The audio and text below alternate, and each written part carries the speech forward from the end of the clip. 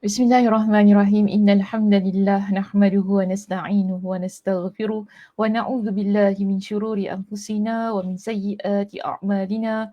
Man yahdihillahu fala mudilla lahu wa man yudlilhu fala hadiyalah. Wa asyhadu an la ilaha illallah wahdahu la syarika lah wa asyhadu anna Muhammadan 'abduhu wa rasuluh. Amma ba'd. Rabbi shrah li sadri wa yassir li amri wahlul 'uqdatam min lisani yafqahu qawli. Rabbi zidni ilma warzuqni fahma. Allahumma inna nas'aluka ilman nafi'a wa rizqan tayyiba wa amalan mutaqabbala. Assalamualaikum warahmatullahi wabarakatuh. Apa khabar jemaah muslimah kita di Masjid Darul Ghufran pada pagi ini? Saya harap semua dalam keadaan yang sihat, sejahtera hendaknya. Siapa bersama kita pada pagi ini? Sebelum kita memulakan pengajian kita sebagaimana biasanya, kita ada Kak Saadah Anwar kita dari ruangan YouTube. Salam Ustazah dan semua yang hadir. Salam Kak Saadah. Terima kasih di atas kehadirannya. Kak Noh juga, Assalamualaikum Ustazah di RSS dan tim MDG. Selamat pagi Kak Noh. Terima kasih juga di sini. Kak Rohaya, Assalamualaikum Ustazah. Dr. Sakinah Sabtu, Waalaikumsalam warahmatullahi. Tim MDG dan semua, selamat pagi ya. Selamat pagi semua. Daripada Ulfa juga, Assalamualaikum Ustazah Sakinah. Ya, Waalaikumsalam warahmatullahi. Ulfa, terima kasih Ulfa kerana sudi hadir ke kuliah Ustazah pada pagi ini. Kak Norida juga bersama dengan kita. Assalamualaikum. Ramailah yang beri salam kat sini ya, Kak Som. Ya. Semua sudah dijawab lah salamnya. Ambil lah sekaligus itu kan. Waalaikumsalam warahmatullahi. Untuk semua yang telah memberi salam di sini. Terima kasih ya kepada semua muslimah yang hadir. Mudah-mudahan Allah Subhanahu Wa Taala memberkati pertemuan kita pada pagi ini. Siapa ni? Pergi ke kedai, ada orang bagi bagi pantun kepada saya. Apa ni? Cia, okey doktor, okey pergi ke kedai membeli labu, labu dipilih satu persatu, bertemu online di hari Rabu bersama Ustazah Sakinah. So Dr. Sayang Sakinah Sabtu, amboi kemain lagi awak bagi pantun dekat saya ya. Saya malas nak beli pantun bagi ni, tak apalah ya. Kurang-kurang pun saya suruh admin kat belakang ya jawab pantun tu. Boleh admin tolong jawabkan pantun tu. Letak kan dekat ni ruangan komen. Terima kasih Kak Mas di atas pantun yang diberikan kepada kita semua pada pagi ini. Alhamdulillah, terima kasih. Okey, baik muslimah, sebagaimana biasanya pengajian kita pada pagi ini akan menampilkan kita adab wa adawa, okey. Dan kita sedang berada di muka surat yang keberapa dan juga di bab yang keberapa, sila letakkan di ruangan komen. Dipersilakan untuk kita berkongsi bersama dengan teman-teman ya pada pagi ini. Okey. Kak Rohaya kata apa tu? Bab 19 muka surat 198 poin B antara takwa dan hidayah. Haja Aisyah juga memberikan jawapan yang sama muka surat 198 bahagian B antara takwa dan hidayah. Kak Zah juga samalah jawapan. Masya-Allah tabarakallah, betul-betul lah ni semuanya mengikuti kuliah kita ya secara konsisten pada setiap pagi Rabu. Sampai ingat dah semua tu. Bab 19 muka surat 198. Okey. Baik. Semuanya masya-Allah. Betul. Tak ada yang salah tu.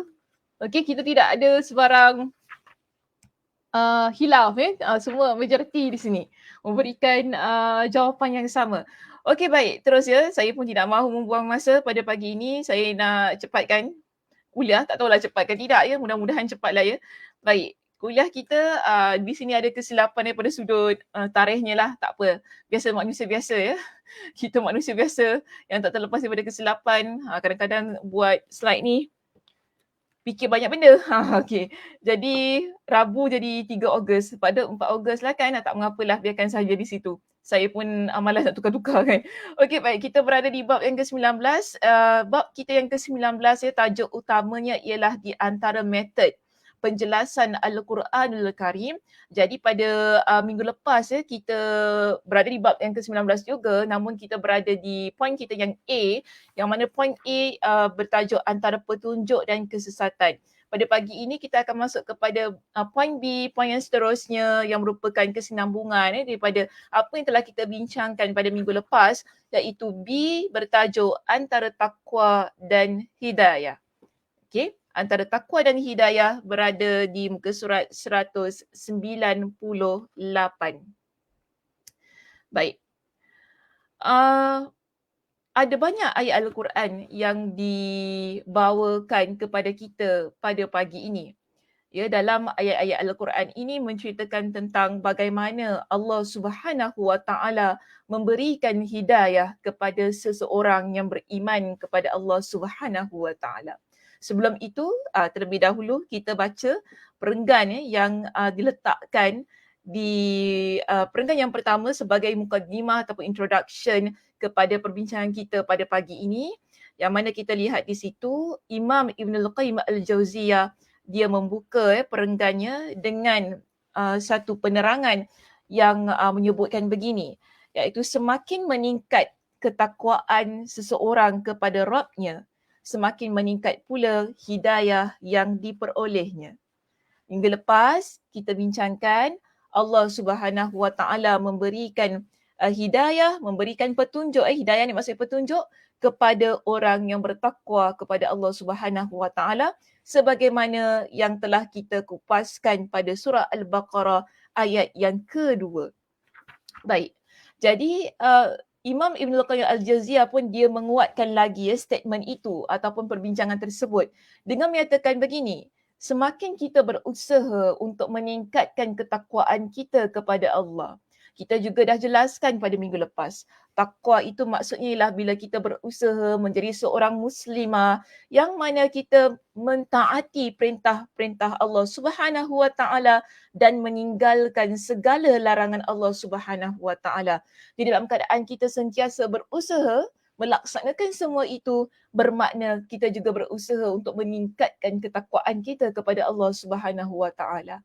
Insan yang sedemikian apabila mereka berusaha untuk meningkatkan ketakwaan mereka, dalam hal ini kita dapati semakin meningkat pula hidayah yang diperolehnya.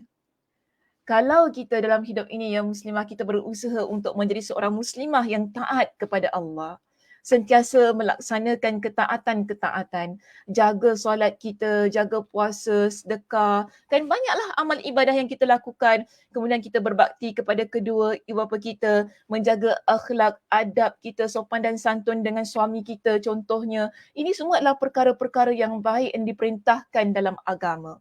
Kemudian kita berusaha menjaga anak kita, mendidik anak kita menjadi anak yang soleh dan soleha.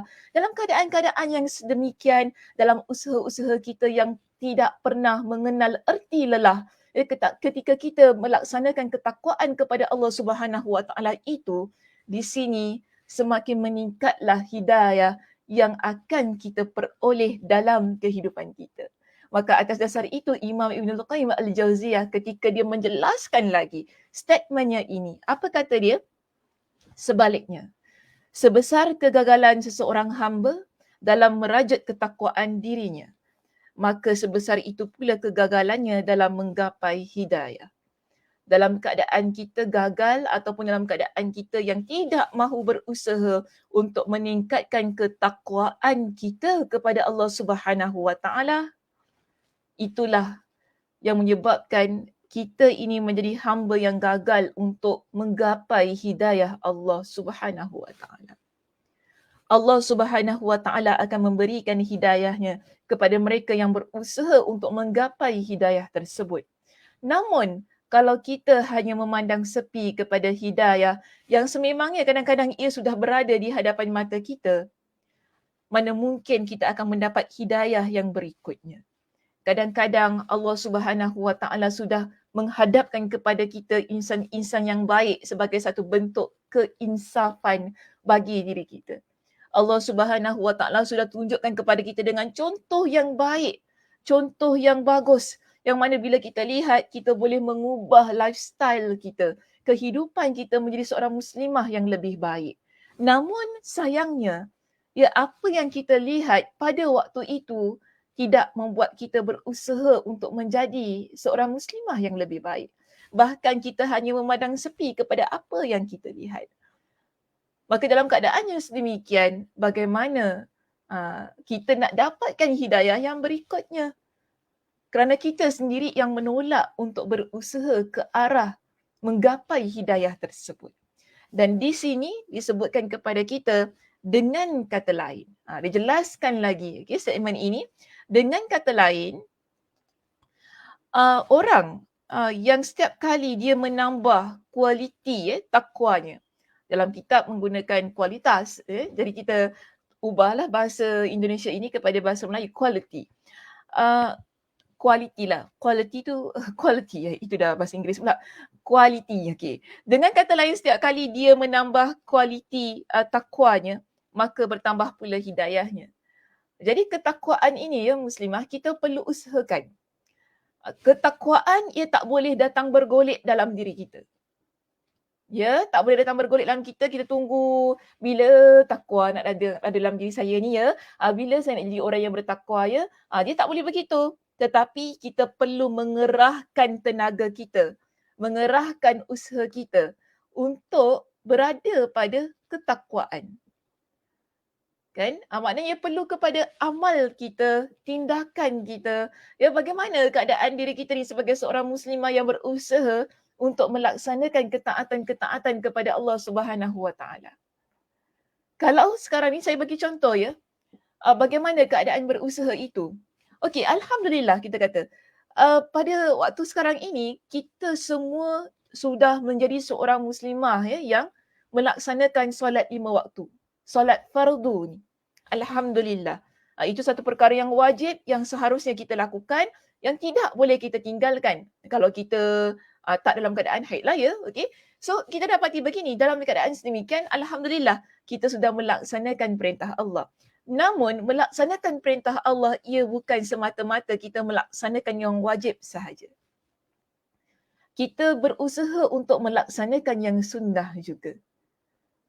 Bagi mencapai ketakwaan, bagi meletakkan diri kita pada ketakwaan. Semakin banyak kita beramal soleh, semakin potensinya untuk mendapat ketakwaan ataupun berada dalam keadaan bertakwa kepada Allah itu begitu besar. Jadi tadi kita dah solat 5 waktu. Alhamdulillah. Okay, solat fardu yang 5 waktu. Subuh, Zuhur, Asar, Maghrib, Isyak kita kan. Okay, dah complete dah. Sekarang ini, orang yang dia berusaha untuk menggapai ketakwaannya, dia juga akan berusaha untuk melaksanakan solat sunatnya. Kita ada solat sunat qabliyah, ba'diyah contohnya. Ya, ada waktu-waktu yang Nabi SAW ajarkan kepada kita untuk melaksanakan solat sunat qabliyah dan ba'diyah. Iaitu bila masuk waktu solat itu, ada solat sunatnya. 2 rakaat, 4 rakaat yang kita laksanakan sebelum kita melaksanakan solat sunat, solat fardu kita. Jadi dalam keadaan yang sedemikiannya, kenapa ada di kalangan kita yang berusaha untuk melaksanakan solat sunat itu? Walaupun kita kata, alah sunat dia Ustazah, tak payah pun, tak apa kan, tak dosa kan Ustazah kalau tak buat. Betul lah, memang tak dosa pun. Tak dosa pun kalau tak buat. Tetapi dalam keadaan kita ni nak jadi seorang hamba yang bertakwa kepada Allah, kita perlu banyak melaksanakan amal soleh. Tak kira sama ada ianya wajib maupun yang sunat. Sebab bila disebut sebagai melaksanakan ketaatan-ketaatan, ia termasuk juga perkara-perkara yang sunat yang ada dalam ketaatan itu. Sebab kita dah define, kita dah definisikan perkataan takwa sebagai satu keadaan yang mana seseorang dia berusaha melaksanakan perintah Allah. Jadi bila kita kata dia berusaha melaksanakan perintah Allah, bermakna di samping dia melaksanakan kewajipan-kewajipan yang Allah Subhanahu Wa Taala tetapkan pada diri dia, dia juga berusaha melaksanakan perkara-perkara sunnah bagi meningkatkan ketakwaan dalam dirinya. Sebab tu ada antara kita yang berusaha untuk melaksanakan puasa sunat Isnin Khamis contohnya, kan? Ramai antara kita yang berusaha untuk bersedekah. Ramai antara kita yang berusaha untuk bangun qiyamul lail kita kan, solat malam. Ini semua perkara-perkara yang meletakkan seseorang pada tahap ketakwaan ataupun pada kategori insan yang bertakwa. Yang mana kita tahu, semakin kita ni banyak berusaha melaksanakan perbuatan-perbuatan itu tadi, ia merupakan keadaan-keadaan yang mana Allah Subhanahu Wa Taala akan meningkatkan petunjuknya kepada kita. Sebab itu Allah Subhanahu Wa Taala berfirman dalam surah At-Talaq. Allah Subhanahu Wa Taala berfirman, apa kata Allah? "Wa may yattaqillaha yaj'al lahu makhraja wa yarzuqhu min haitsu la yahtasib." Kita inginkan jalan keluar. Jalan keluar ini kebiasaannya ya muslimah, ia merupakan sesuatu yang Allah tunjuk pada kita. Kita dapat ideas, contohnya kita kata. Kita dapat satu solusi. Bagaimana kita mendapat solusi itu? Jangan kita pernah lupa dan jangan sesekali kita lupa. Yang memberikan solusi kepada permasalahan kita, yang memberikan satu jalan keluar pada permasalahan kita adalah Allah Subhanahu Wa Taala. Namun, sebelum kita mendapatkan jalan keluar itu, satu keadaan yang kita inginkan sangat-sangat, ya, kadang-kadang dalam hidup ini kita jumpa dengan jalan yang buntu. Kita tidak tahu apa yang perlu kita lakukan. Tingkatkan ketakwaan kita kepada Allah Subhanahu Wa Taala. Itulah tadi yang saya baca ayatnya. Wa may yattaqillaha yaj'al lahu makhraja. Siapa yang dia bertakwa kepada Allah, maka Allah akan berikan kepadanya dengan jalan keluar. Wa yarzuquhu min haitsu la yahtasib. Dan Allah akan berikan kepada dia dengan rezeki yang tidak dia sangka-sangka. Allah berikan kepadanya rezeki yang tidak pernah dia sangka-sangka. Dan kita, macam ini rupanya ya, saya tak pernah terfikir pun. Tetapi dalam keadaan yang kita tak pernah terfikir itu, pernah tak kita fikirkan kenapa kita jumpa dengan jalan yang tak pernah kita terfikirkan? Ia adalah daripada Allah Subhanahu Wa Taala. Sebab itu muslimah hidup ini, kalau hati kita ni resah, gelisah, susah sangat rasanya kan. Kita rasa tak tenteram, kita rasa ada banyak masalah dalam hidup kita, masalah kita bertimpa-timpa, kita rasa jiwa ni sempit. Tingkatkan ketakwaan kita kepada Allah Subhanahu Wa Taala. Allah Subhanahu Wa Taala tidak pernah meninggalkan orang yang bertakwa kepada dia. Iaitu mereka yang melaksanakan perintah Allah dan mereka yang meninggalkan larangan Allah. Dan di sini dikatakan kepada kita, setiap kali bertambah kualiti takwa tu tadi kan, maka bertambah pula hidayahnya, dan setiap kali ia mendapatkan hidayah, bererti kualiti ketakwaannya telah meningkat. Dan di sini Allah Subhanahu Wa Taala berfirman. Imam Ibnul Qayyim Al-Jauziyah didatangkan kepada kita dengan dua ayat daripada surah Al-Maidah yang terdapat dalam surah Al-Maidah pada ayat yang ke-15 hingga ayat yang ke-16. Apa kata Allah Subhanahu Wa Taala dalam ayat ini? Qad ja'akum rasuluna yubayyinu lakum katsiran mimma kuntum tukhfun. Sesungguhnya Rasul kami telah datang kepadamu, menjelaskan kepadamu banyak hal dari isi kitab yang kamu sembunyikan. Wa ya'fu an katsir, dan banyak pula yang dibiarkan. Qad ja'akum minallahi nurun wa kitabun mubin. Sungguh telah datang kepadamu cahaya dari Allah dan kitab yang menjelaskan. Kemudian pada ayat yang ke-16 Allah Subhanahu Wa Taala berfirman, apa kata Allah Subhanahu Wa Taala pada ayat yang ke-16? Yahdi bihillahu manittaba'a ridwanah. Okey. Yahdi bihillahu manittaba'a ridwanah subulas salam wa yukhrijuhum minaz zulumati ilan nur wa yukhrijuhum minaz zulumati ilan nuri biiznih wa yahdihim ila siratim mustaqim. Allah kata dengan kitab itulah Allah memberi petunjuk kepada orang yang mengikuti keredaannya ke jalan keselamatan. Dengan kitab itu maksudnya dengan Al-Quran, Allah Subhanahu Wa Taala memberikan kepada kita dengan petunjuk yang bawa kita ni kepada jalan yang Allah redha dan jalan yang selamat. Dan kitab itu pula iaitu Al-Quranul Karim, Allah mengeluarkan orang itu dari gelap gelita kepada cahaya dengan izinnya dan menunjukkan ke jalan yang lurus. Dalam ayat ini, ya, kita lihat di situ, Allah Subhanahu Wa Taala mengingatkan kepada kita. Jangan lupa ya Muslimah, kita sedang membincangkan tentang di antara metod penjelasan dalam Al-Quran. Topik besarnya di antara metod penjelasan dalam Al-Quran. Jadi kita masuk topik by topik ya di sini dan kita dah masuk kepada topik yang kedua dalam sebuah tajuk yang besar. Okay, main topik kita tajuknya di antara penjelasan, metod penjelasan Al-Quran. Jadi sebab itu Imam Ibnul Qayyim Al-Jauziyah dia banyak mendatangkan contoh-contoh yang menunjukkan kepada kita Al-Quran telah menyebutkan bahawa di dalamnya terdapat petunjuk kepada kita insan yang beriman kepada Allah.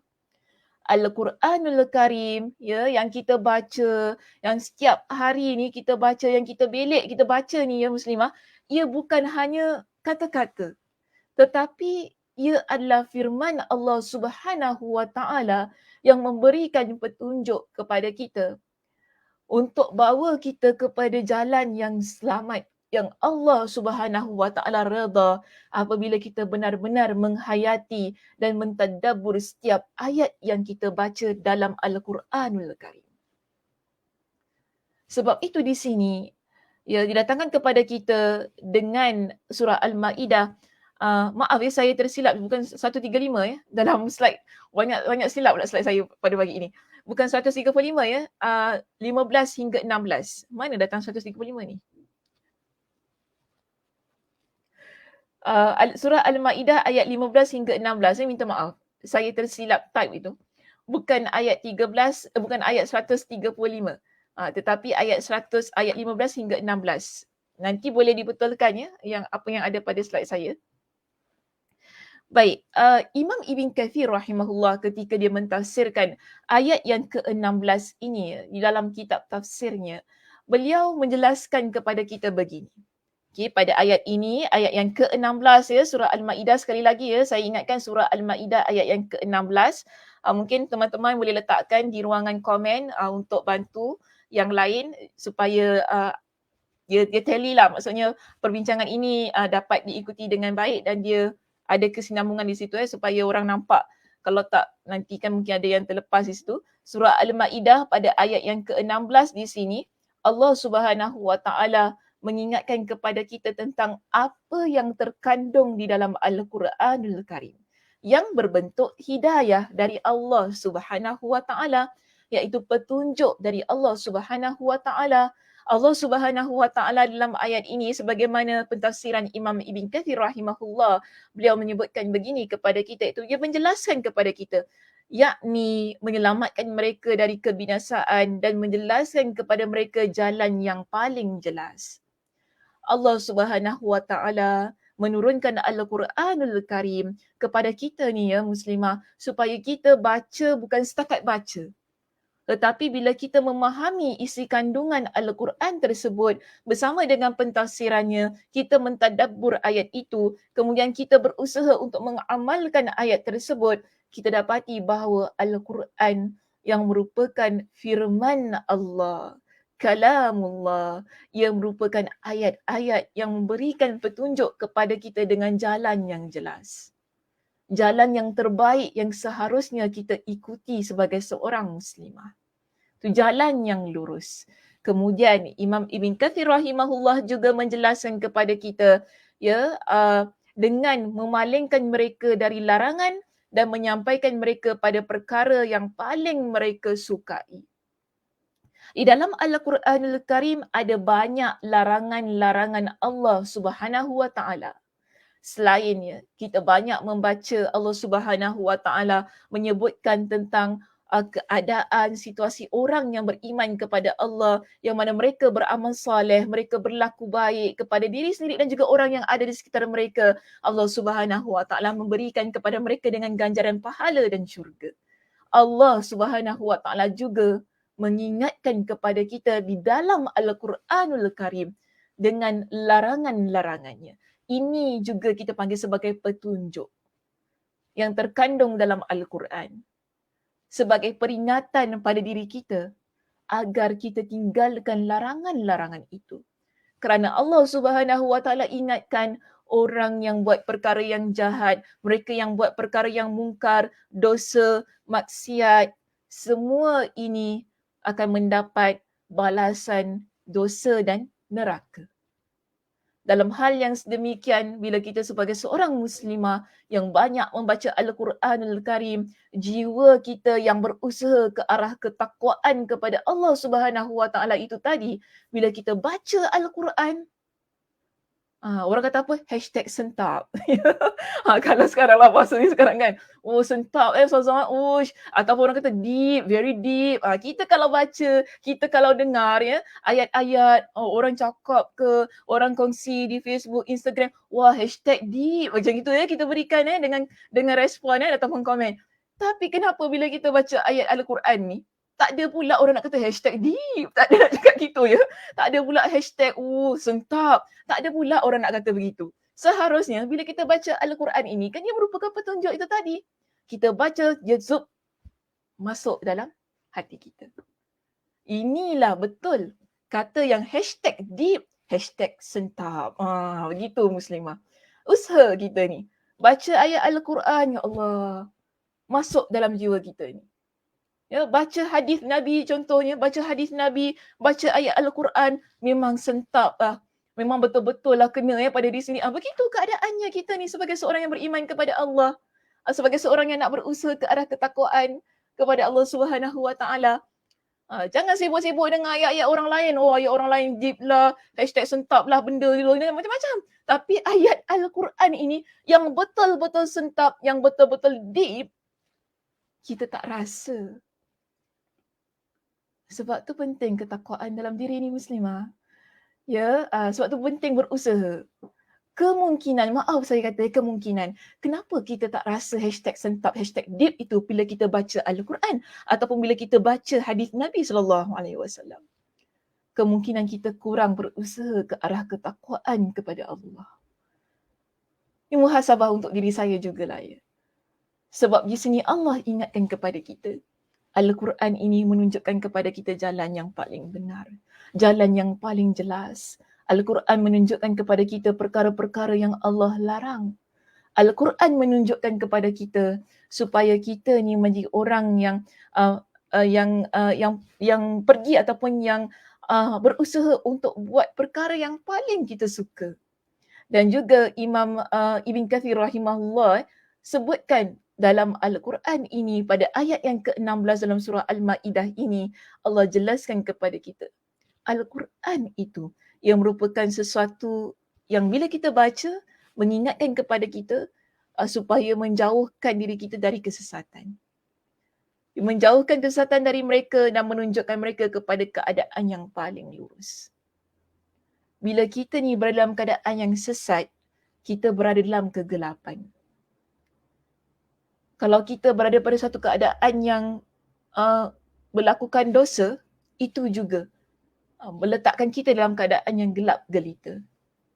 Namun, bila kita berusaha untuk meningkatkan ketakwaan kita kepada Allah Subhanahu Wa Taala, dengan bertaubat kepada Allah, beristighfar kepada Allah, dalam hal yang sedemikian, lalu kita membaca Al-Quranul Karim, ianya membantu diri kita ini muslimah untuk mengeluarkan kita dari kegelapan demi kegelapan.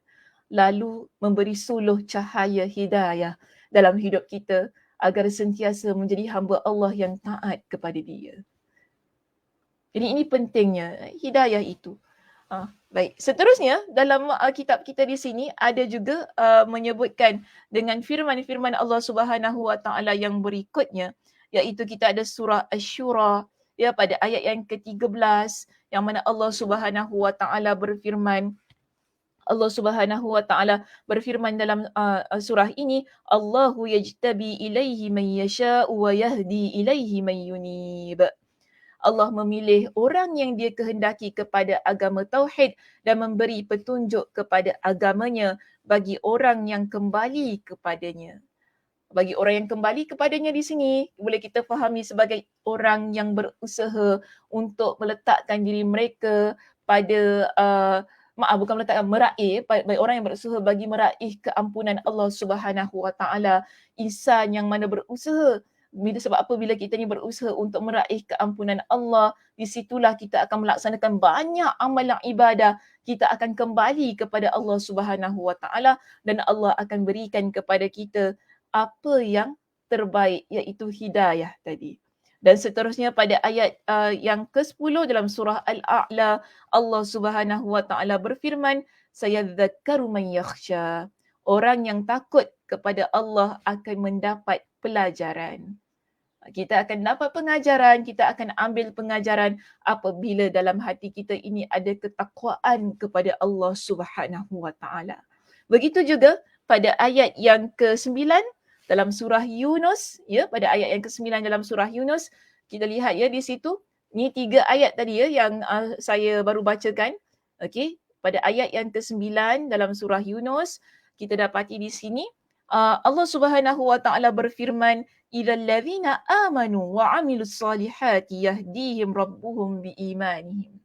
Sesungguhnya orang yang beriman dan mengerjakan kebaikan, nescaya diberi petunjuk oleh Rabb kerana keimanannya. Ketiga-tiga ayat ini. Surah Asy-Syu'ara ayat 13, surah Al-A'la ayat yang ke-10, ya, surah Yunus ayat yang ke-9. Di sini Imam Ibnul Qayyim Al-Jauziyah memperincikannya ataupun dia memberikan satu kesimpulan bagi ketiga-tiga ayat ini dengan katanya begini. Dan beberapa ayat ini boleh kita fahami bahawa mula-mula Allah memberikan hidayah iman kepada orang-orang tersebut. Mula sekali bila kita baca ayat ini bermula daripada surah Al-Ma'idah lah ya, ayat yang ke-15 hingga 16 itu tadi. Terus kita masuk dalam surah Asy-Syu'ara ayat 13, surah Al-A'la ayat 10, surah Yunus ayat yang ke-9. Kita dapati pertama sekali yang Allah Subhanahu Wa Taala lakukan kepada hamba ialah Allah berikan hidayah iman kepada mereka. Dan seterusnya apa yang berlaku setelah beriman, kemudian kita beriman kepada Allah Subhanahu Wa Taala. Dalam keadaan kita beriman kepada Allah Subhanahu Wa Taala, diberikanlah kepada mereka hidayah untuk meningkatkan keimanan tersebut. Okey, kita diberikan hidayah, Allah berikan hidayah bagi meningkatkan keimanan kita. Dan terakhir di sini, lalu hidayah demi hidayah pun akan dianugerahkan kepada mereka. Hidayah dan hidayah akan dianugerahkan kepada mereka. Jadi kita beriman sekarang, alhamdulillah kita beriman kepada Allah. Ini yang pertama sekali. Kemudian Allah akan berikan hidayah bagi meningkatkan keimanan kita, itu petunjuk. Namun jangan lupa, daripada awal tadi kita bincangkan bagaimana hidayah kita boleh meningkat apabila kita bertakwa kepada Allah Subhanahu Wa Taala. Benar, ramai orang yang beriman kepada Allah. Namun orang yang beriman kepada Allah belum tentu dia juga adalah orang yang bertakwa kepada Allah. Sebab itu juga dari awal tadi saya katakan, ketakwaan ia perlu diusahakan. Kita perlu kerah tenaga kita. Kita perlu tingkatkan semangat diri kita untuk menjadi seorang muslimah yang bertakwa kepada Allah Subhanahu Wa Taala, kerana ketakwaan kepada Allah ia tak datang bergolek dalam kehidupan kita. Ia perlu diusahakan sehabis usaha supaya kita berada pada keadaan yang mana Allah berikan hidayah demi hidayah dalam hidup kita. Kerana kita tidak boleh melalui kehidupan ini sendirian tanpa bantuan Allah, tanpa petunjuk dari Allah Subhanahu Wa Taala. Kita perlu minta kepada Allah agar Allah Subhanahu Wa Taala berikan kepada kita dengan jalan keluar, berikan kepada kita dengan petunjuk, berikan kepada kita dengan bantuan. Namun Allah akan berikan kepada mereka yang bertakwa kepada Allah Subhanahu Wa Taala. Ya, kena ingat ni 3 ayat ini. Ataupun 4 kita gabungkan dengan surah Al-Ma'idah pada ayat yang ke-15 hingga 16 tadi, yang pertama tadi saya bincangkan. Bila kita gabungkan, kita akan faham, ya, Allah berikan kepada kita dengan keimanan. Dan lepas itu apa yang perlu kita lakukan? Kita perlu tingkatkan ketakwaan kita kepada Allah supaya kita dapat hidayah dari Allah Subhanahu Wa Taala. Bila kita bertakwa kepada Allah, kita banyak melaksanakan perkara-perkara yang baik, amal ketaatan, amal ibadah kita, tak kira sama ada kita dengan Allah ataupun kita dengan orang di sekitar kita, dengan haiwan sekalipun, dengan tumbuh-tumbuhan, dengan alam semesta yang ada ni di sekitar kita ini, kita berlaku baik kepada semuanya. Allah Subhanahu Wa Taala akan berikan kepada kita petunjuk demi petunjuk dalam kehidupan kita. Okey, baik. Seterusnya kita lihat di sini. Makna yang sama juga ditunjukkan oleh firman Allah Subhanahu Wa Taala, wa yazidullahu alladhina tadaw huda. Dan Allah akan menambah petunjuk kepada mereka yang telah mendapat petunjuk. Surah Maryam ayat 76 ini bukti kepada kita bahawa orang yang Allah berikan petunjuk kepada dia, Allah akan tambahkan lagi petunjuk dalam hidup dia. Petunjuk bukan hanya satu.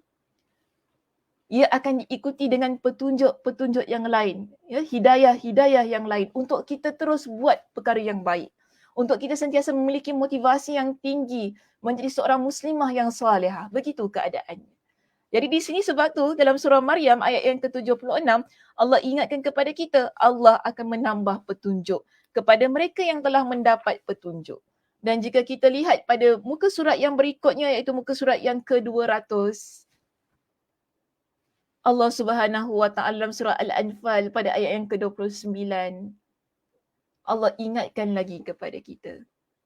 Tadi surah Maryam ayat 76 Allah dah ingatkan dah. Petunjuk, Allah beri petunjuk, kemudian Allah akan tambahkan lagi petunjuk itu, iaitu hidayah. Dan seterusnya pada ayat yang ke-29 dalam surah Al-Anfal, Allah Subhanahu Wa Taala ingatkan kepada orang yang beriman. Okey, Allah ingatkan kepada orang yang beriman tentang ganjaran ketakwaan yang diusahakan itu tadi berada pada diri dia. Apa kata Allah? Ya ayyuhallazina amanu, wahai orang-orang yang beriman. In tattaqullaha yaj'al lakum furqana.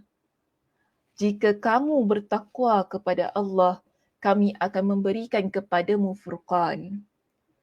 Tadi saya baca surah At-Talaq, yang mana Allah ingatkan orang yang bertakwa, Allah berikan kepada dia dengan jalan keluar. Orang yang bertakwa, Allah berikan kepada dia dengan rezeki yang tidak disangka-sangka.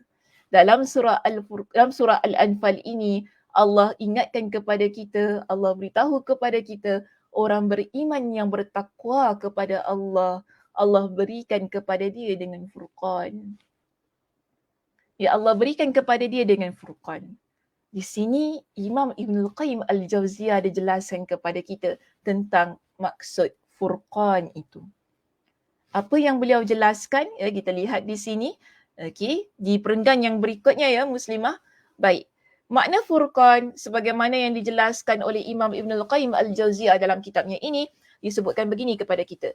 Di antara makna kata furqan di dalam ayat itu, pada ayat yang tadi ya, yang baru kita baca tadi, ya ayyuhallazina amanu in tattaqullaha yaj'al lakum furqana, wahai orang-orang yang beriman, jika kalian bertakwa kepada Allah, maka akan dijadikan kepada kalian, akan diberikan kepada kalian dengan furqan.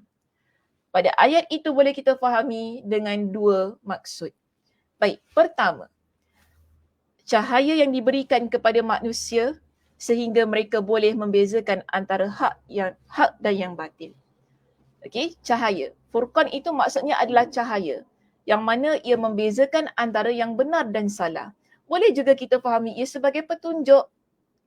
Cahaya ini adalah sebagai petunjuk bagi diri kita yang mana bila kita bertakwa kepada Allah, kita boleh bezakan mana yang betul, mana yang salah. Akhirnya, bila kita buat keputusan, bila kita melaksanakan sesuatu perbuatan dalam kehidupan kita ini, kita akan memilih yang betul. Kita tak pilih perkara yang salah. Atau dengan kata yang lain, kita akan berusaha memilih sesuatu yang mendatangkan keredaan Allah dalam kehidupan kita. Banyak perkara dalam hidup kita ni muslimah yang kita suka, yang kita inginkan, ya, kadang-kala ia merupakan perkara yang menyimpang dari apa yang Allah redha. Kalau kita tidak bertakwa kepada Allah, kita akan memilih jalan yang Allah murka. Kerana apa? Kita ikut apa yang kita suka dalam hidup ini. Namun, kenapa kita tidak memilih apa yang kita suka itu tadi? Kenapa kita letak tepi apa yang kita suka? Kerana sebagai seorang muslimah yang bertakwa kepada Allah, kita fahami itu adalah perkara yang Allah larang. Kita tak boleh pilih perkara yang Allah larang. Walaupun kita suka sangat-sangat perkara itu. Kita tinggalkan. Kita pilih yang benar. Kita tinggalkan yang salah. Ini kita panggil sebagai cahaya yang Allah berikan kepada orang yang beriman kepada Allah, yang berusaha meletakkan dirinya dalam ketakwaan. Jika kita merujuk kepada maksud yang kedua yang diberikan oleh Imam Ibn Al-Qayyim Al-Jauziyah di sini. Apa kata dia? Okey, seterusnya dia kata, atau boleh juga bererti pertolongan dan kemenangan yang mereka peroleh. Mereka ini siapa? Orang beriman yang bertakwa kepada Allah Subhanahu Wa Taala itu tadi. Ya, jadi dia kata dia boleh juga kita artikan dengan pertolongan dan kemenangan yang mereka peroleh dalam menegakkan yang hak dan menghancurkan yang batil. Atau dengan kata lain, kita sekarang ni, kita nak ambil yang benar tadi, yang hak. Kita nak hancurkan ataupun kita nak tinggalkan yang salah tadi, yang batil ni. Tapi kita tak ada kekuatan kadang-kadang, betul tak? Kita tak ada kekuatan, kita rasa lemah, kita rasa boleh ke saya pilih yang benar ni? Dan macam tak best je yang betul ni kan. Saya tak sukalah yang betul ni, saya nak yang salah ni juga. Namun, orang yang bertakwa kepada Allah, Allah akan berikan kepada dia dengan pertolongan. Allah akan berikan kepada dia dengan kemenangan, kekuatan maksudnya, untuk dia tetap terus memilih kebenaran itu. Untuk dia tegakkan kebenaran dan untuk dia menghancurkan kebatilan yang tidak baik dalam hidup dia. Jadi ini kita lihat ya muslimah, dalam keadaan yang begini, Allah berikan kepada orang yang bertakwa. Sebab itu kadang-kadang kenapa kita fikir dalam hidup ni, benda tu memang susah tau, tapi kenapa kita boleh buat? Bukan sebab kita mampu tau muslimah. Bukan, sebab saya ni bagus, saya ni kuat. I'm a strong woman. Macam itu kita kata kan, strongest, among the strongest lah konon cakap gitu kan. Paling kuat, saya ni gitu kuat, kental, semangat. Tak, bukan sedemikian. Tetapi ialah kerana doa kita kepada Allah, permintaan kita kepada Allah, kerana kekuatan jiwa kita yang inginkan berada pada jalan Allah. Sebab itu Allah berikan kekuatan pada diri kita untuk jadi seorang muslimah yang memilih kebenaran, berada pada jalan yang betul-betul Allah redha. Bukan sebab kita ni kuat, bukan sebab kita ni semangatnya kental, bukan begitu. Tetapi kerana keinginan kita memilih sesuatu yang Allah redha. Dan kita angkat tangan kita, kita mohon kepada Allah pada waktu itu, ya Allah, kau berikan kepada aku dengan kekuatan untuk berada pada jalan engkau, untuk sentiasa menjadi hamba engkau yang taat. Kita minta kepada Allah. Itu sebab itu Allah berikan kepada kita dengan petunjuk tadi. Dengan cahaya, dengan pertolongan, dengan kemenangan untuk kita melalui kehidupan kita walaupun hati kita pada masa itu kita rasa lembik sangat-sangat.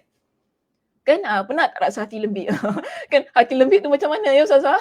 Okey, hati lembik tahu tak? Hati yang macam dah tak boleh dah. Kadang-kadang hati kita ni kalau dah lembik, Allah, memang tak boleh. Seriously saya kata, hati kita kalau dah lembik, kita tak nampak benda dah. Tetapi kenapa hati yang lembik, jiwa yang dah lembik tu tadi, dia kuat kembali? Kerana kita yakin kita ada Tuhan. Tuhan kita adalah Allah Subhanahu Wa Taala yang wajib untuk kita taat, yang wajib untuk kita laksanakan amal ibadah, yang wajib untuk kita angkat tangan mohon doa kepada Allah. Itu punca ataupun faktor yang menjadikan kita seorang muslimah yang kuat kembali. Allah berikan kepada kita dengan cahaya, Allah berikan kepada kita dengan pertolongan dan juga kemenangan bagi melalui kehidupan kita ini. Okey, baik. Seterusnya kita lihat di sini. Ada lagi ayat Al-Quran di bawah itu yang mana Allah Subhanahu Wa Taala sebutkan ya di situ. Kita ada surah Luqman ayat 31 dan juga surah Taha ayat 1 hingga 3. Terus ya muslimah pergi kepada surah Luqman pada surah Sabah ayat 9 tu tak apa, tinggalkan saja sebab perbincangannya hampir sama dengan perbincangan yang di atas. Okay, seterusnya pergi kepada sebagaimana dalam firman-Nya, inna fi dzalika laayatil likulli sabarin syakur. Surah Luqman ayat 31 dan ayat ini iaitu inna fi dzalika laayatil likulli sabarin syakur. Ayat itu Allah Subhanahu wa taala firmankan dalam banyak tempat, dalam banyak surah. Sebab tu bila kita lihat dalam kitab kita di sini, Imam Ibn Al-Qayyim Al-Jauziyah datangkan kepada kita dengan rujukan-rujukan yang banyak. Selain dalam surah Luqman ayat 31, ayat ini juga boleh kita dapati berada dalam surah Ibrahim ayat yang ke-5, surah Sabah ayat yang ke-19 dan juga surah Asy-Syu'ara ayat yang ke-33. Jadi kita ada 1, 2, 3, 4. Kita ada 4 tempat yang menyebutkan ayat yang sama. Tapi dalam slide saya cuma letakkan satu sajalah ya. Nanti boleh refer dalam kitab. Baik. Kita juga seterusnya kita juga ada surah Taha ayat 1 hingga 3 sebagaimana yang terdapat di muka surat 201. Jadi saya nak fokus kepada kedua-dua ayat ini yang mana balik semula ya pada muka surat 200, di bawah itu kita ada perenggan yang kedua terakhir, rujuk pada perenggan kedua terakhir. Imam Ibn Al-Qayyim Al-Jauziyah menjelaskan kepada kita dalam ayat-ayat di atas Allah memberitahukan bahawa yang dapat mengambil manfaat dari tanda-tanda kebesarannya hanyalah orang yang bersabar dan bersyukur. Ada dua. Mereka yang boleh mendapatkan manfaat hidayah. Bila kita melihat tanda kebesaran Allah, tanda kebesaran Allah ini ada banyak muslimah. Ya, ada banyak. Bukan semata-mata dengan kita melihat alam ciptaan Allah ini. Betul, kita melihat langit, bumi, bagaimana penciptaan langit dan bumi, bagaimana Allah Subhanahu wa taala menghiasi langit dan bumi, penciptaan diri kita sendiri ini muslimah. Ya, daripada hujung rambut hingga ke hujung kaki kita merupakan tanda kebesaran Allah Subhanahu wa taala. Namun, ya, orang yang mendapat manfaat daripada tanda kebesaran Allah ini yang merupakan petunjuk bagi diri dia, yang kita sebutkan sebagai manfaat hidayah, hanya beberapa orang sahaja. Tak semua orang berpeluang ataupun dia dapat hidayah tersebut.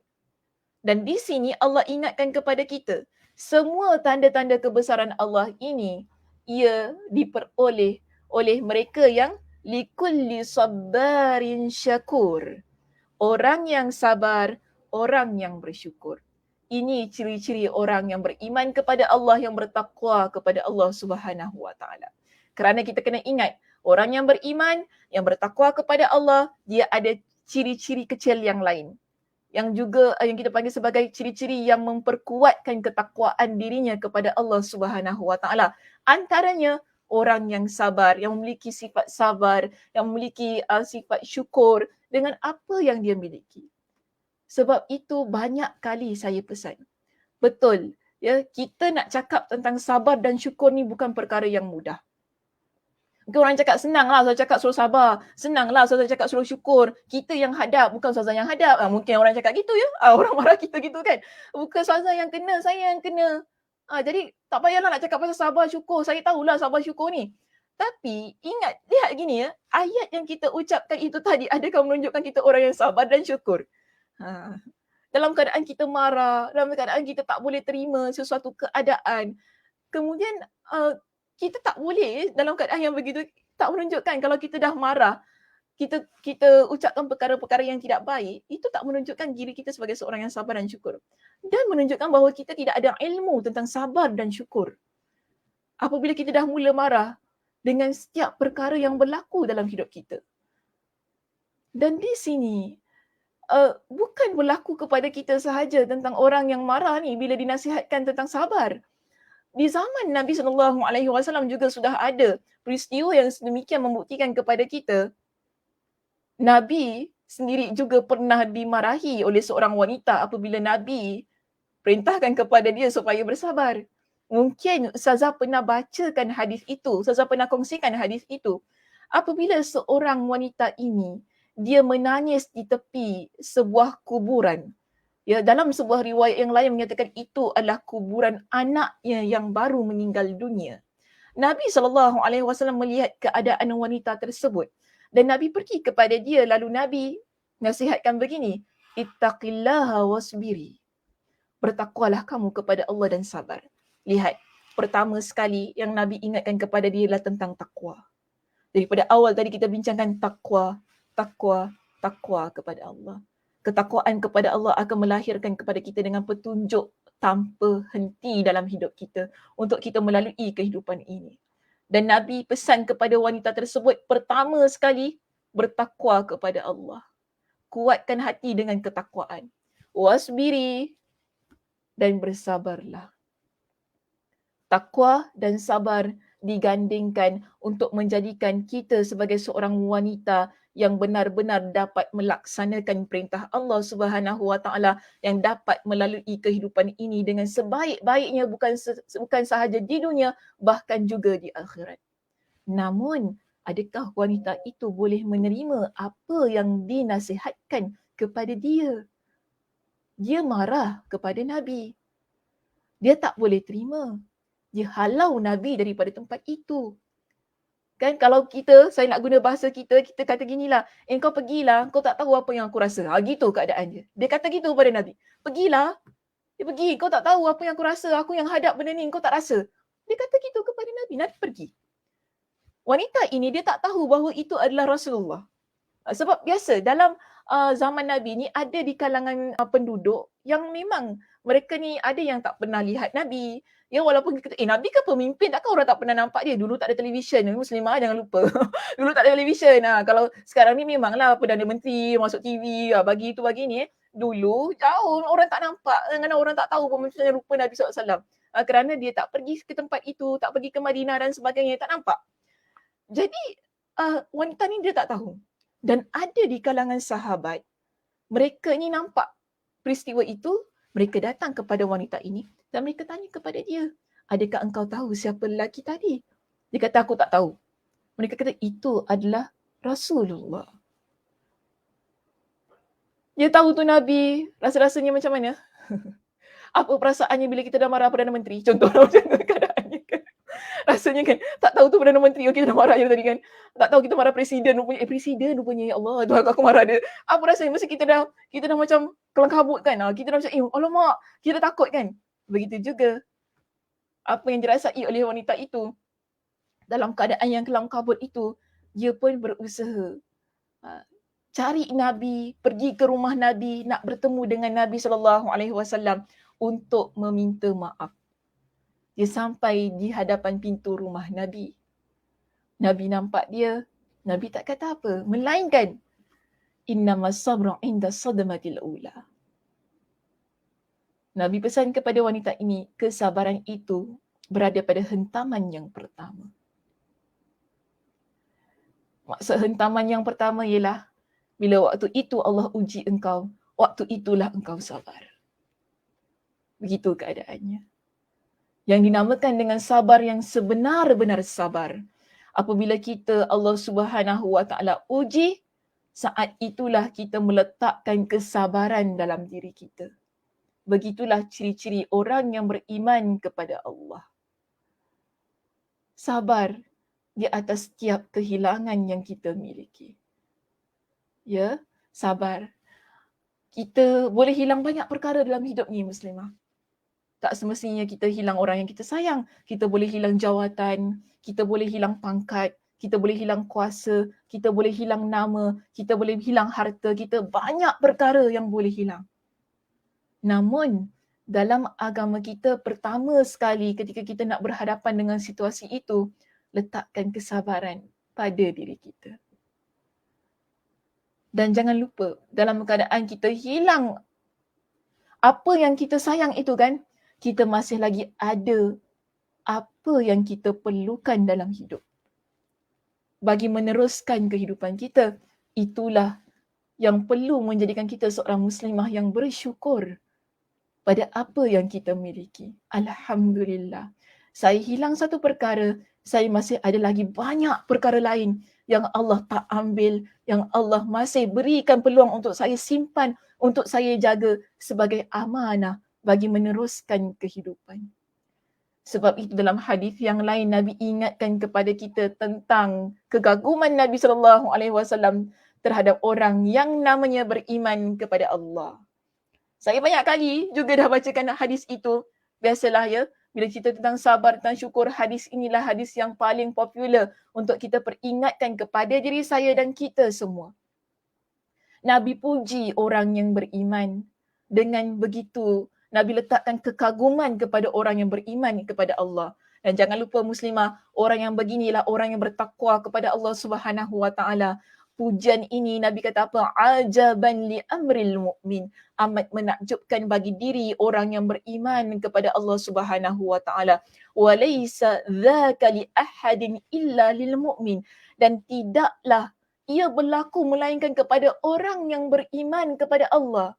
Kekaguman yang Nabi sebutkan ini, Nabi kata ia tak ada melainkan kepada orang yang beriman kepada Allah.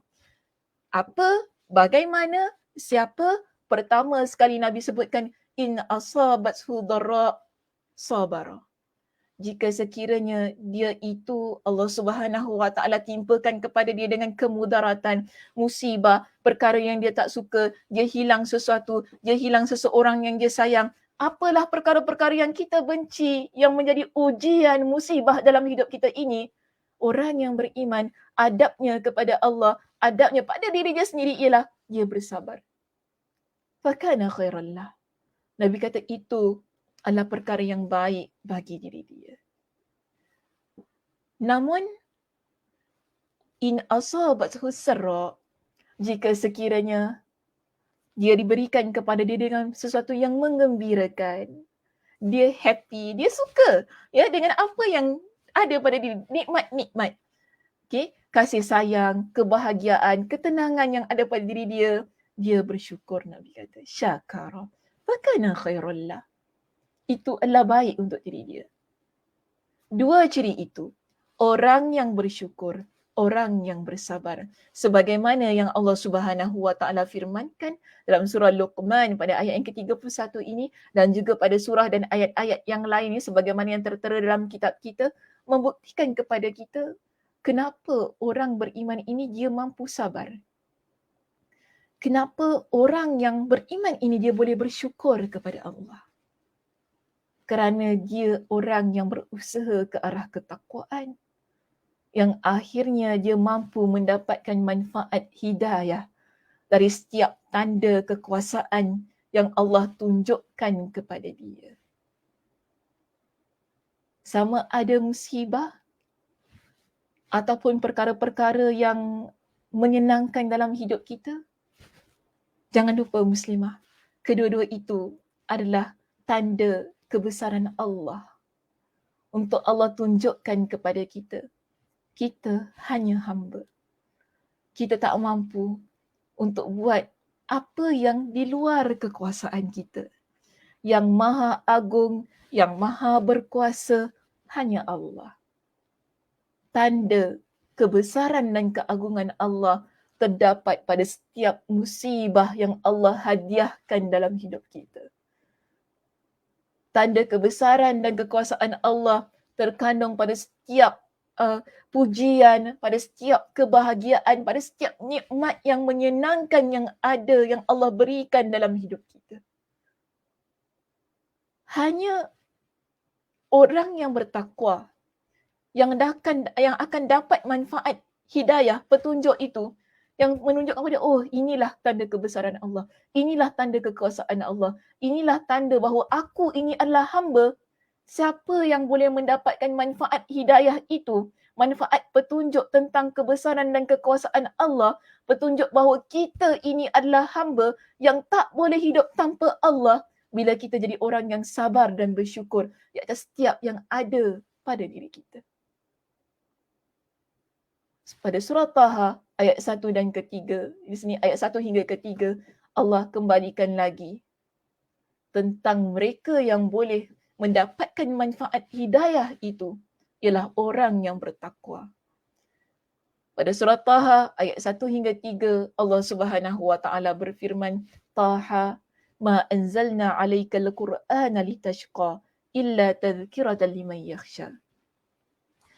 Kami tidak menurunkan Al-Quran ini kepadamu Muhammad agar engkau menjadi susah. Al-Quran Allah turunkan kepada Nabi SAW sebagai panduan dalam kehidupan kita ni umat baginda SAW. Ia bukan sebuah kitab yang ingin menyusahkan kita dengan rules and regulations. Okay? Ada banyak undang-undangnya, ada banyak perkara, ada banyak law yang perlu kita ikut yang terdapat dalam kitab. Al-Quran itu, ia bukan untuk menyusahkan kita. Tetapi Allah beritahu kepada kita melainkan sebagai peringatan bagi orang-orang yang takut kepada Allah, iaitu orang yang bertakwa kepada Allah.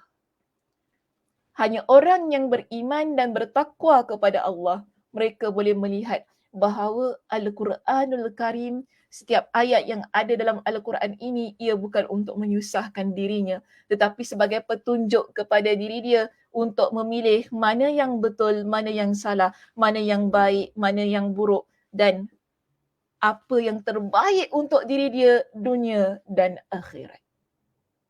Masya Allah, tabarakallah. Ya, begitu detail yang diterangkan kepada kita oleh Imam Ibn Al-Qayyim Al-Jawziyah dalam kitabnya ini tentang hidayah, bagaimana hidayah itu dia boleh datang pada diri kita dan bagaimana kita sebagai seorang muslimah perlu berusaha untuk menggapai hidayah Allah Subhanahu Wa Taala itu tadi dengan dijelaskan berkenaan dengan ciri-ciri yang terdapat tersebut.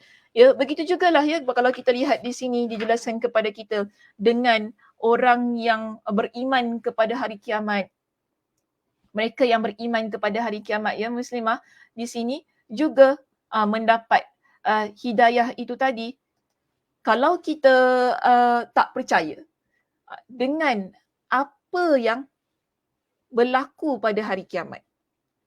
Kalau kita tak percaya tentang hari pembalasan, ia tak boleh menjadikan kita orang yang bertakwa, yang mendapatkan hidayah juga. Sebab itu di sini dikuatkan ya perbincangan ini dengan satu lagi point yang memperingatkan kita tentang keimanan terhadap hari kiamat. Di sini ya, dalam firman-Nya di sini Allah Subhanahu wa taala ingatkan kepada kita dengan hari kiamat, innama anta munziru man yakhshaha. Engkau iaitu Muhammad iaitu nabi kita hanyalah pemberi peringatan bagi siapa yang takut kepadanya tentang hari kiamat. Orang yang takut kepada Allah, dia akan takut pada hari kiamat.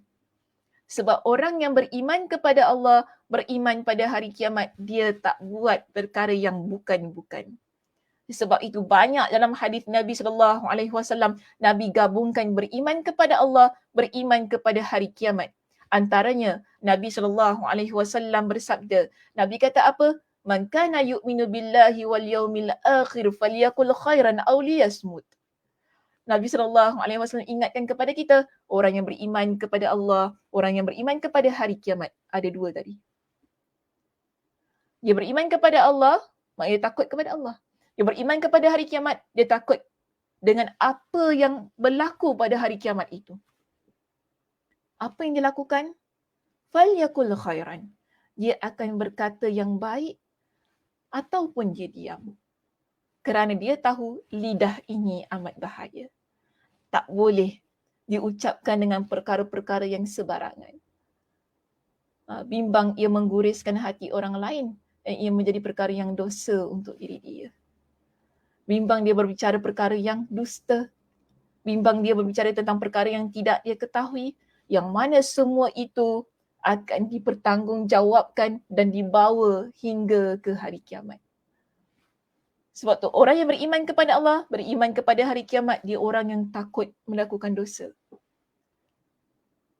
Dan dia akan buat perkara-perkara yang betul sebagaimana yang dituntut dalam agama. Nabi SAW yang muslimah. Saya dah habis bincang tentang hal ini. Jadi saya dah apa yang terdapat pada kitab yang terakhirnya tak apalah, biarkan sahaja. Yang penting poin-poin penting tadi telah saya jelaskan bagaimana untuk kita gabungkan ke semua ayat Al-Quran tadi, ke semua poin itu tadi, supaya kita dapat satu perbincangan yang mantap di situ, dan kita dapat mengamalkan apa yang kita bincangkan. Dan di sini kita lihat dalam keadaan kita ni sebagai seorang yang beriman kepada Allah, yang ingin mencapai ketakwaan itu tadi, kita minta kepada Allah. Sebab apa? Dalam hidup kita ni, alhamdulillah saya kata muslimah, kita sudah mendapat hidayah Allah. Kita beriman kepada Allah. Pertama sekali kita beriman kepada Allah, Masya Allah, itu merupakan satu nikmat yang paling besar Allah berikan pada diri kita. Nikmat yang paling besar yang Allah berikan dalam hidup kita bila kita ni menjadi seorang Muslim, iaitu seorang yang beriman kepada Allah. Ada keimanan yang Allah letakkan dalam hati kita. Itu nikmat yang paling besar. Kita tak fikir tentang nikmat kereta, nikmat rumah yang besar, nikmat harta, duit ke apa ni semua, kita tak fikir tentang itu. Walaupun kita kata itu nikmat, tetapi kita bersyukur sebanyak-banyaknya. Betul, yang sampai saya tak nak cakap macam ni. Syukur sesyukur-syukurnya lah kepada Allah Subhanahu Wa Taala. Yang perlu kita panjatkan kepada Allah bila dalam hati kita ini ada keimanan kepada Allah. Lalu diikuti dengan hidayah demi hidayah. Apabila kita melaksanakan ketaatan kepada Allah, kita solat, kita baca Al-Quran, kita bersedekah, berbakti kepada kedua ibu bapa kita.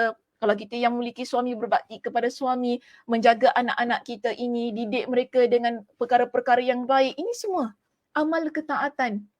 Bila kita seorang pelajar, kita belajar bersungguh-sungguh, meraih ilmu itu tadi kan, untuk mendapatkan ilmu tersebut, ini semua perkara-perkara yang kita lakukan lillahi ta'ala, demi mencapai keredaan Allah Subhanahu Wa Ta'ala. Dalam keadaan yang sedemikian, ya Allah Subhanahu Wa Taala berikan kita petunjuk demi petunjuk untuk kita buat lagi kebaikan, buat lagi ketaatan, bagi kita lagi motivasi untuk sentiasa menjadi seorang muslimah yang salihah, yang taat kepada Allah Subhanahu Wa Taala.